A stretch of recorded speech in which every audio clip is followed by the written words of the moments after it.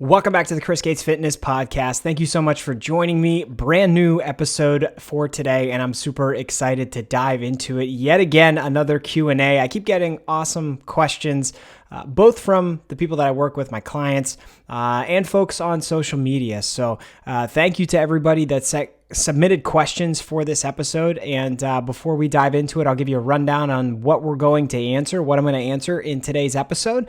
And then we'll get right to it. So questions for today. Number one, does the timing of my protein matter? So is it better eaten at specific meals or in specific time periods? Like, what's the best time to eat protein throughout the day? We're going to answer that. Question number two, what is a false grip for lifting and when should you use it? So this is kind of a detailed question, but it's into the details of how to lift and maybe how to maximize doing specific types of exercises based on the grip that you use. Love that question, and we're going to answer that one today as well. Question number three, how long should your rest periods be for high rep sets? So we're talking about sets that go to 20 reps, 25 reps, or 30 reps. You know, those really high-end rep ranges. How long should you be resting in between sets? Question number four, suggestions on how to make lightweight feel heavier. This kind of combines with the previous question because normally if you're doing high rep sets, you're probably using lightweight. So what are some ways that you can make that lightweight feel heavier? On this question, the person said, I have dumbbells that go up to 50 pounds. So we'll answer that. And question number five, why did my weight go up 2 pounds out of nowhere? I feel like I get one of these every week, and it's good to dive into the details and explain weight changes, why they happen, what is probably causing the things that you see on the scale. So we'll answer that as well. Before we dive in real quick, you know, this is one I forget to mention all the time, but I should mention it all the time is wherever you're listening to this episode, whether it be, you know, Apple Music, Spotify, iHeartRadio, Audible, Google Play, the podcast is everywhere. So wherever you're listening to it, if you could take 2 minutes right now, probably won't even take that long, leave a 5-star rating and a review if you found this episode helpful. That would really, really help me get the podcast in front of more people. Not sure how much you pay attention to stuff like this, but oftentimes when you see recommended podcasts in whatever app that you use, that recommendation pops up there in part because a lot of people had good things to say about that podcast. So for me, it's really helpful if you can take a couple seconds to do that. It will help the podcast reach more people and then help me, you know, fulfill one of the goals for this podcast, which is to reach as many people as possible with the right information so that you can make lasting and sustainable change. So if you can do that, I would really appreciate it. Also, I'm a coach. You probably know that by now, but if you're a new listener, I work with people all over the world to build muscle, burn fat, develop healthy lifestyle habits, and you can learn more about what I do and the people that I work with on my website, chrisgatesfitness.com. There will be a link in the show notes to my coaching page, so you can check that out if you want to learn more. But all right, let's dive into the questions for today. We'll start with question number one. Does the timing of my protein matter? And, you know, it really does. It may not be as dire or crucial as you've been led to believe, but protein timing does matter for virtually any type of goal. And that could be to build muscle, build strength, lose body fat, whatever you want to do. Eating protein is important, right? Because protein is going to help us to build muscle. It's going to help your body recover. And so even if you're in a fat loss phase, it's going to help you preserve as much muscle as you possibly can. And that helps obviously boost your metabolism. It can make fat loss easier. There are so many reasons why protein intake is important, regardless of your health or fitness goal. And the timing of it can play a role. Now, what I want to dispel before I go into the details of this is there has always been this concept of something called an anabolic window. And that is something that actually is not true, has been disproven over the years, but depending how far back your fitness experience or your fitness life goes, you may remember hearing about the anabolic window, which was based off of a few studies that said, people that had protein supplements, so shakes, within 30 minutes after a workout, saw greater muscle gains than people who didn't. So people took it as, okay, well, there's this window of time after a workout where you have to consume protein because that's going to maximize the amount of adaptations you can make from the training session that you just completed. And that was music to the ears of supplement companies because that made their supplements, their whey protein, their casein protein, whatever type of protein you take, it made their supplements seem almost necessary for you to build muscle. Over time, we found out that that's not necessarily the case. People that consume protein within 30 minutes after a workout just tend to be the type of people that have high protein throughout the day, every single day. And that tends to be what matters, is having high protein on a daily basis consistently for an extended period of time. That's what's going to lead you to see the most progress. Now, what I will say is you should kind of view your protein intake based on a few factors. And I often give these 3 times of day as the best times of day to have protein, while also understanding that having protein consistently throughout the day is what would be considered most optimal. But at the end of the day, as long as you're hitting whatever your goal is for protein, if it's 100 grams, if it's 150 grams, 180, really whatever your protein goal is, as long as you hit that on a daily basis, that's going to be the most impactful. But I do always tell people, okay, first and foremost, if you can get a decent amount of protein in with your breakfast, that's probably going to be a great place to start.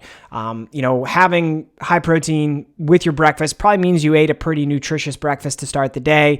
That typically gets your day off on the right foot and can lead to other healthy choices throughout the day. I don't know about you, but I know if I start my day making healthy choices, then that kind of snowballs into making healthier choices throughout the rest of that day. It sets the tone.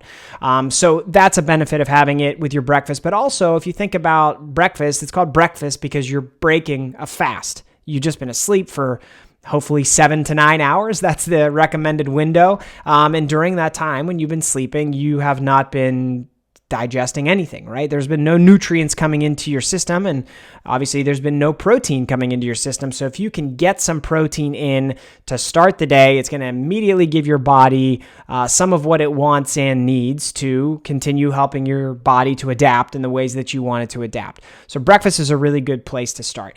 And, I actually just had a conversation with a client this past week where he said, normally what I do is I train first thing in the morning. So I train on an empty stomach, and he asked me, okay, is the timing of my protein important? Should I have one in that first meal after I train? And so I said, yeah, absolutely. If you haven't had protein to start the day and then you train, your body's really going to want that. It's really going to need that. So that protein, that meal, that post-workout meal, whatever it looks like, might be one of the most important meals of the day for that individual person. So that would be number 2, is finding out, okay, where is your workout throughout the day, and how does that workout fall in line with the rest of the meals you have throughout the day?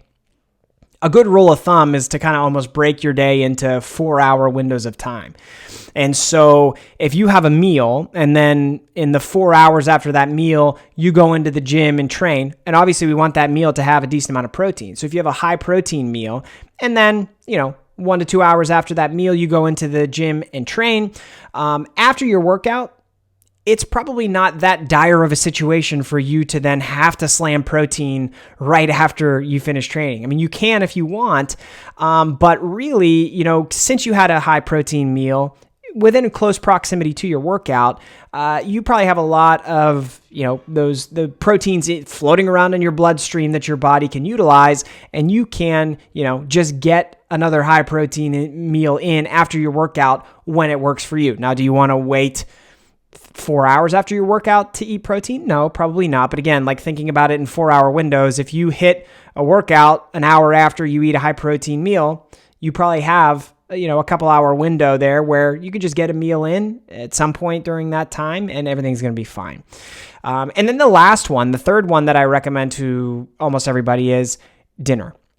Let's make sure we're getting a high protein dinner in, because to go back to what we started with, I said, okay, you're breaking a fast at the beginning of the day because you were sleeping. Well, for dinner, you're about to go to sleep, within a couple hours after having your dinner.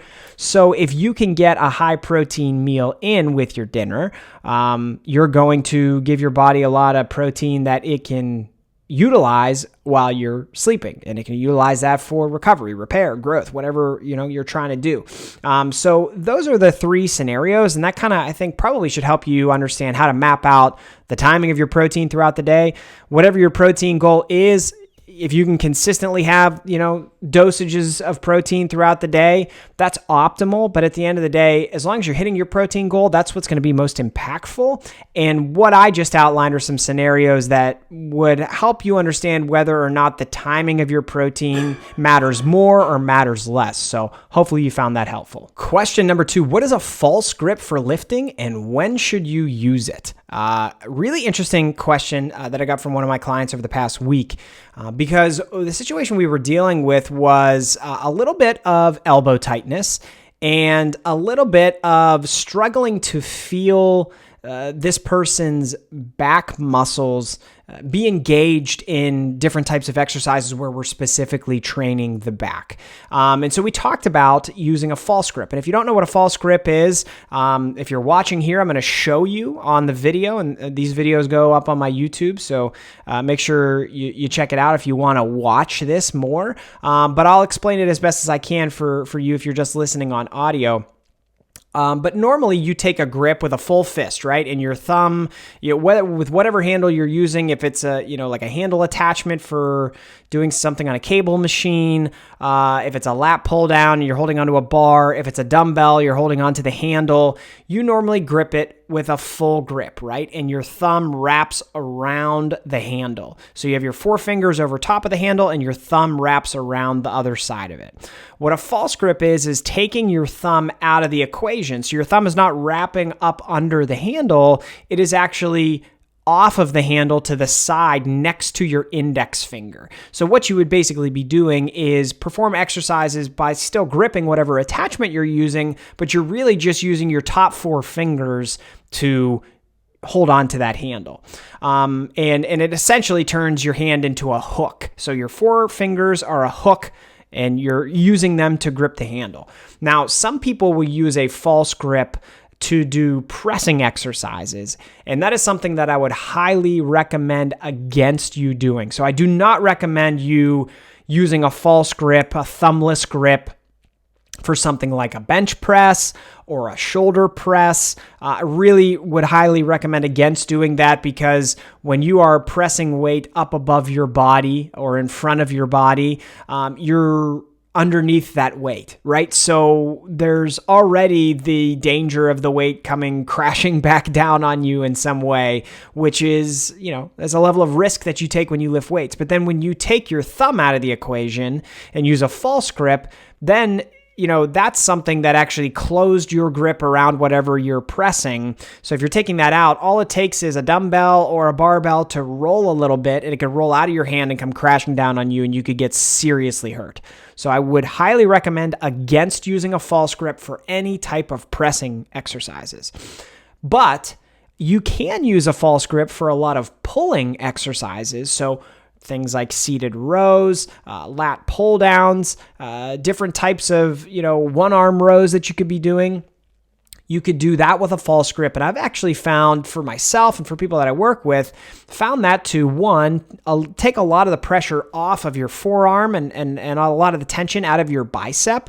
Because, when you wrap your thumb around that handle, you'd be surprised how much just that one finger, your thumb, activates everything in your forearm and really pulls your bicep into performing the exercise. It's pretty significant. So if you take your thumb out of the equation for back exercises, which is, when you're doing rows or pull downs, you're trying to target the back, it'll take your forearm, it'll take your bicep significantly out of the exercise, which means the muscles in your forearms and in your biceps will be less involved, which is going to transfer a lot more of the weight onto your back muscles, and it can actually help you feel your back muscles more while you're performing the exercise. And at the same time, by turning off your forearm and turning off your bicep, it can alleviate some of that soreness you may feel in your forearm or in your elbow when you're doing rowing exercises. So that's what a false grip is, and I find false grips to be really beneficial. I use them all the time with different rows just because it helps me feel my back a lot better. And it could be something that if you've never tried it before, and if you've struggled to feel your back work, or if you'd like to develop a stronger connection with your back muscles when you're doing exercises for your back, it's really something that could benefit you. So if you haven't tried it before, I would recommend you give it a try. Start with lower weight, so that you can get used to it. I think you may find that it's pretty darn beneficial. Question number 3, how long should your rest periods be for high rep sets? Okay, so we're talking 20 plus reps per set. How long should your rest periods be?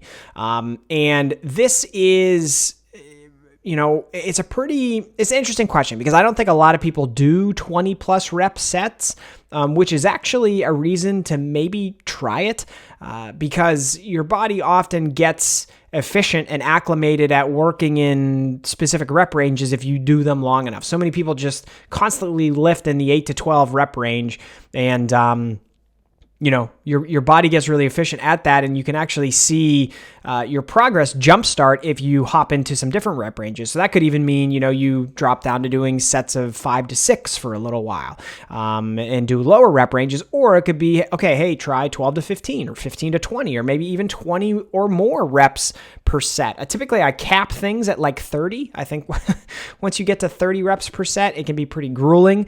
It's not very fun, and it's also really hard to just maintain your concentration for that long of a period of time.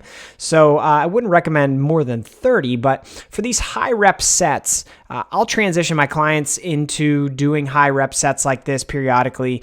And when this happens, we have to adjust other parts of their program because by nature, when you go to doing that many reps per set, like this question asks, you're going to have to take longer rest periods, and that's okay. Generally speaking, I tell a lot of people, hey, start with 60 seconds of rest in between sets. It's a great place for you to start. You can get the feel for how your body reacts to the different exercises that you're doing. You'll find out which exercises are more fatiguing and less fatiguing, and then as you move through your program, you can vary your rep ranges based on each exercise. So when you get to doing exercises where you're doing 20 plus reps per set, you're almost going to have to bump it up over 60 seconds and probably much longer than that, to be honest with you. If you're doing sets of 20 plus reps and you are legitimately challenged in those, I don't mean going through the motions, right? When we're getting to 20, 25, 30 reps per set, by the end of those sets, you need to be pushing yourself to a point where it's grueling. You are really getting close to failure with the weight that you're using. You're probably going to need 90 seconds to 2 minutes in between sets, at least. That's going to be the case. And that's okay because the reason you take rest periods in between sets is to let your body recover enough so that you could show up to the next set and perform with as good of performance as possible so that you're getting the most out of each and every set that you dive into and perform. So extending your rest periods for high rep sets like that is almost always going to be necessary. You're going to have to do it. And, whatever your rest periods are for the lower rep sets. So if you're doing 60 to 90 seconds in between sets for either 8 to 12 rep range, well, then you're probably going to have to go 90 seconds to 2 minutes or 2 to 2.5 minutes. You're going to have to rest quite a bit more, and that's okay.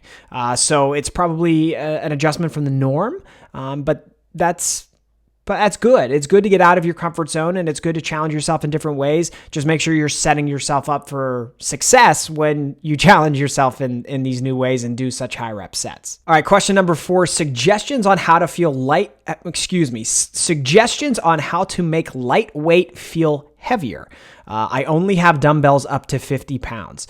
So this goes in line with what we were just talking about in a way, because we were talking about high rep sets. And typically when you're doing high rep sets, you're using lower weight, lighter weight. That's just how it's going to be. If you're doing, dumbbell presses for 8 to 12 at 70 pounds, you're not going to try to do 20 rep sets with 70 pounds. You're going to drop it down to maybe 50 pounds and try to bang out those higher rep sets. So making lightweight feel heavier is absolutely something that you can do. And to be honest, I work with a lot of people that have their own home gyms. And when you have your own home gym, one of the distinct differences from working out in a public gym is that you're going to be limited on the type of equipment that you have, or even maybe the amount of weight that you have to work with.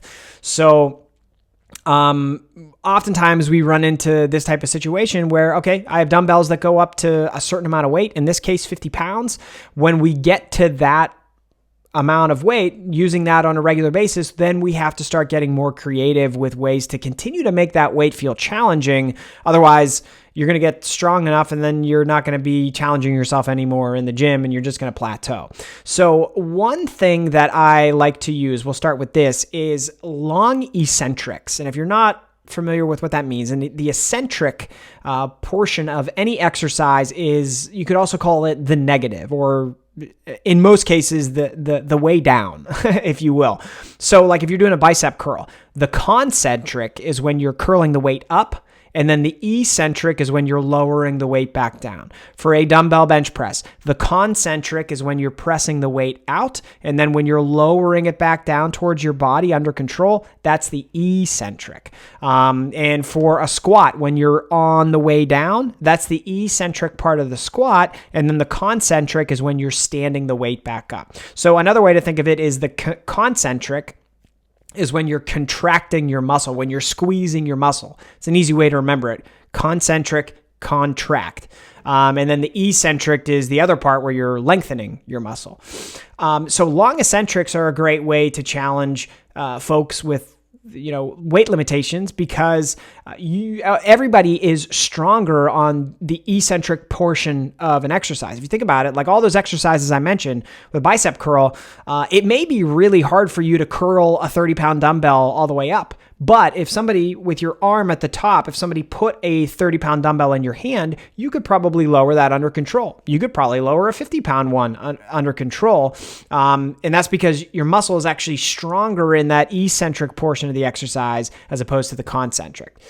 Same with a dumbbell chest press. You may only be able to press 30-pound dumbbells up to the top, but if somebody put 50-pound dumbbells in your hands at the top, you could probably lower those back down under control. Same thing. And then squat, any other exercise, that is the case. So what we can do is take the eccentric portion of any of those exercises and just make you do it for a longer duration. So something I'll do with folks is like, maybe for that dumbbell bench press, if you get up to 50 pounds and that's easy for you to do, well, then here's what we're going to do. I want you to press the weight up like you normally would, but then on the way back down, I want you to count 1,000, 2, 1,000, 3, 1,000, 4, 1,000. We're going to do a 4-second eccentric on the way back down. And I think you'll find pretty quickly that you're going to be able to do way fewer reps because we've inserted those long eccentrics. It's going to make that lightweight feel heavier. It's going to make it more difficult, and it's going to allow you to get more out of using lighter weight. So if you have a home gym, if you have some weight limitations, that's a great one. Another good one is pauses. So pausing reps at a certain point. One of those could be like a bicep curl on the way up, curl, and then I want you to squeeze, pause for a second, and then lower the weight back down. Another one I like to do it with is like a dumbbell lateral raise. You raise the dumbbell out to the side, and then when you get the dumbbell all the way up to the top, I want you to pause there for 1 second before you lower it back down. Similar to the long eccentrics, that's going to pretty quickly make you realize that you can do a much more limited amount of reps or total work, because the pauses, it's only 1 second, but it really adds up when you're doing that for 8 or 10 or 12 reps. So those are really good ones. A third one that I use with my clients who are a bit more advanced with strength training is something called myo reps. And this is, it's an advanced technique, but what it essentially is where you do one giant set to start, followed by several much smaller, shorter sets with very short rest period in between. So what this could look like is, with those 50-pound dumbbells, you do a set of 20 to 25 on the dumbbell bench press. And then once you're done with that set, you wait 15 to 20 seconds, pick the weights up, and then do, probably 5 to 7 reps. And you do that 2, 3, 4 times. And dumbbell bench press might not be the best example because it's a bit dangerous to do something at that high of intensity when you're pushing weight up above your body and it could come crashing down on you. Another way I'll do it with clients is with like a one-arm lat pull down. We're going to do a giant set where we're going to do 20 reps. Then I want you to wait 15 seconds, do another set. Maybe you bang out 5 or 6. Wait 20 seconds, do another set. Maybe you only get 4 or 5. Wait 20 seconds, do one more set and you may get 3 or 4.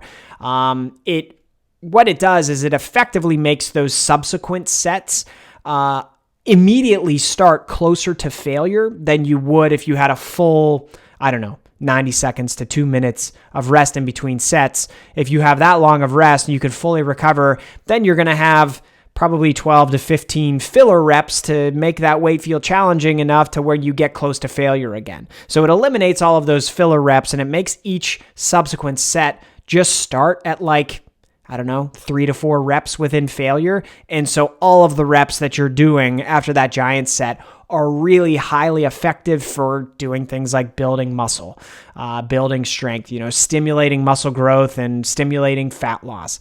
That's a more advanced technique that you can, give a try as well. It's another one that can help make lightweight feel heavier. Fifth and final question here. Why did my weight go up 2 pounds out of nowhere? I didn't change anything. Great question. I deal with this all the time with the folks that I work with, and it's frustrating. It's definitely frustrating to continue to do all the right things and find one day you step on the scale and your weight went up 2 pounds and it doesn't make any sense. But it actually does make sense. And I'm going to explain to you why it makes a lot of sense. So here are a number of reasons of why this tends to happen to people.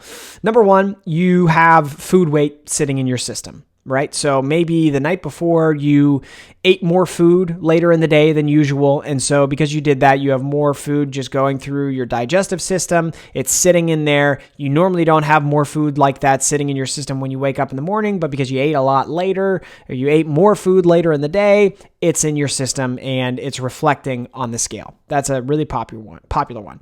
Another one, dietary changes. So you can eat the same amount of calories, but if that day has higher sodium levels than usual or higher carbohydrate levels than usual, or maybe both of those things can cause your body to retain water. And so if you're retaining water, that water weight is going to be reflected on the scale. It doesn't mean that you gain 2 pounds of body fat. It just means your body's holding on to a bit more water than it usually would. And honestly, it's not a bad thing. It's actually perfectly normal for your body to hold on to water weight when it's supposed to. So dietary changes are a big one. And sometimes those dietary changes are hard to pay attention to. Like who's tracking the amount of milligrams of sodium that they eat every day? Pretty much nobody. So it happens. It really happens. On that theme of water retention, if you've had high stress days or if you've had, bad sleep, if you've been traveling, if you've been doing anything like that, those types of things can cause hormonal shifts that can cause a little bit more water retention. And once again, that can show itself on the scale. It is not body fat. It is just your body holding on to water. So with all these things, hopefully you can see that almost never, if you from one day to the next, see your weight go up multiple pounds on the scale, it is 99% of the time, almost never that you're gaining body fat, or on the plus side, it's almost never that you gained a bunch of muscle. Both of those things, gaining fat or gaining muscle, take a really long time. And so on the flip side, if you step on the scale tomorrow and you're down 2 pounds, you also very likely did not lose 2 pounds of body fat. You probably lost water weight or something like that, or food weight. It's almost never fat or muscle in those small instances, those micro instances of weight fluctuates up or down a few pounds on a daily basis. It's almost always some form of water weight or food weight. The longer term changes where we're looking at over the course of weeks or months where you see body weight going up or down, those are the ones that are indicative of gaining body fat, losing body fat, gaining muscle, losing muscle, whatever the case may be. So that's why your weight went up 2 pounds out of nowhere. You're probably retaining water, or you need to go to the bathroom. To be quite honest with you, those are the reasons why. So I hope that's helpful, and I hope you found this podcast episode helpful as well. Thank you so much for tuning in. I really do appreciate it, and make sure you are subscribed, okay? Make sure you subscribed, and again, if you can leave a rating or review, I would really appreciate it. But if nothing else, I appreciate you tuning in and listening, and I look forward to talking to you on the podcast again next week. So until then, have a great day, and I will talk to you soon.